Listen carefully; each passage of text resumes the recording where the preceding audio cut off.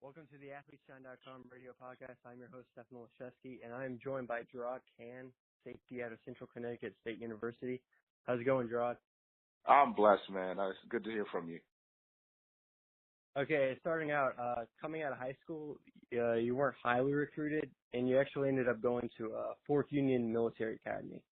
How did that experience help you going forward? It helped me a lot, actually, as far as like discipline and, learning certain roles, as a team player. It was a great experience. I met a lot of great guys there.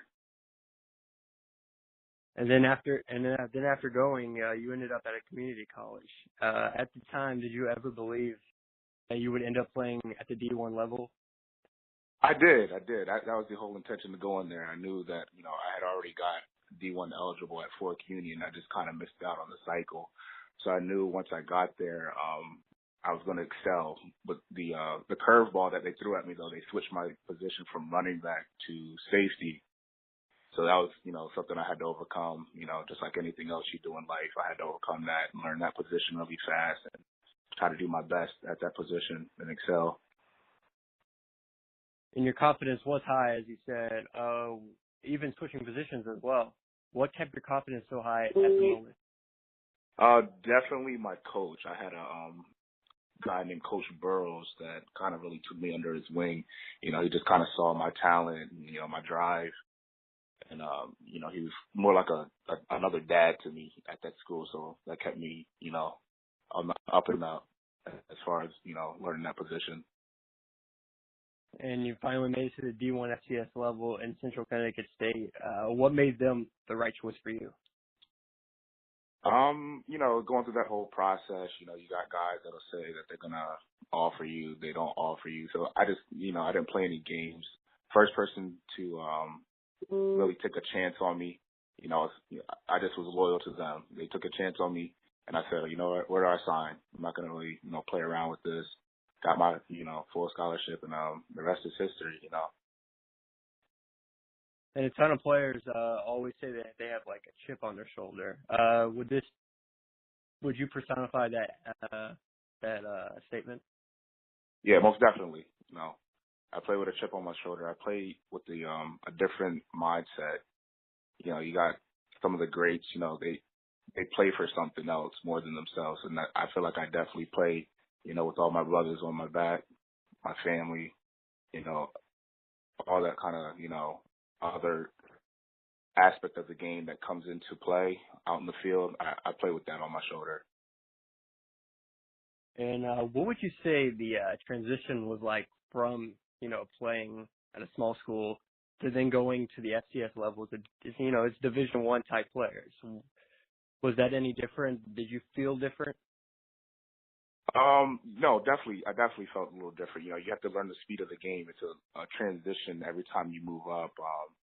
I just had to, really stick my nose into the playbook and understand what I'm doing, out there, so I could slow down the game for myself, so I know what to expect, what's going to come next. It kind of slows it down for you.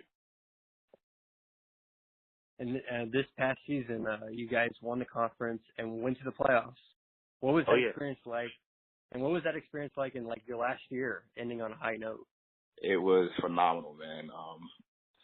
My mother passed about 2 games before we actually won the playoff, and that was just a perfect way to finish it off. I just felt like she was watching over us, and it was phenomenal. Those are my brothers for life,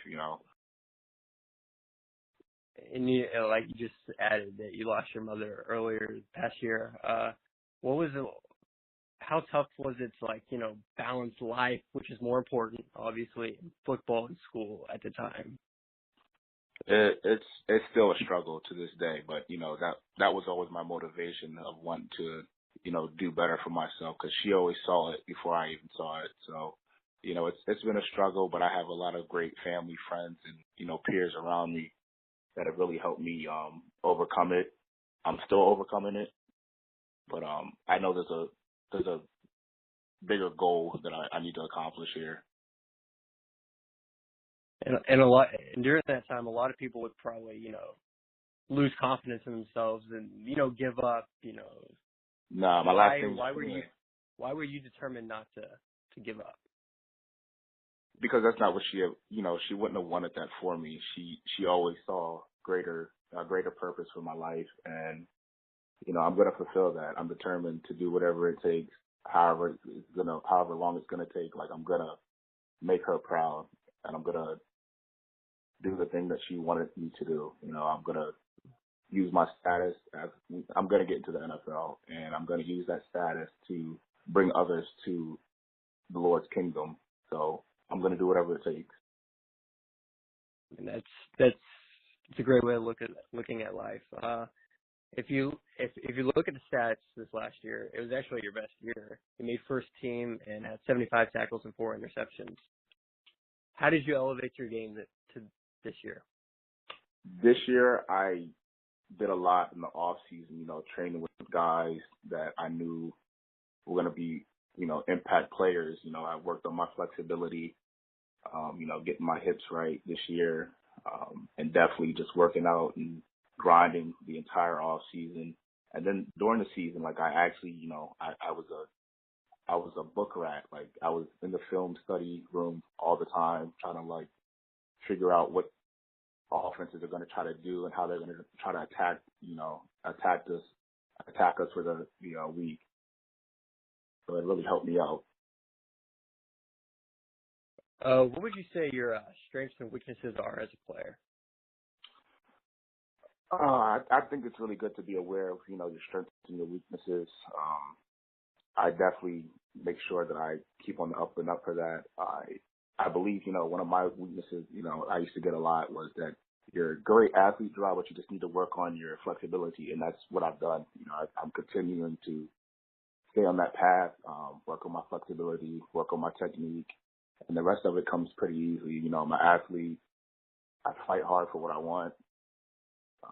I'm an aggressive player out in the field. You can just see that I play with a different kind of drive out in the field. I'm playing for more. And then, my strengths, like I said, physicality, I had all the physical attributes to play that position. You mentioned physicality. What player in the NFL would you want to hit the most? Would I want to hit the most? Yeah. I'd have to say Odell Beckham. He's a little bit of a diva, but everybody loves him. So I think that it would just cause a lot of waves. I think that would be a pretty good, funny hit. Okay. And earlier you said you watch a lot of film. What NFL player do you try to model yourself after?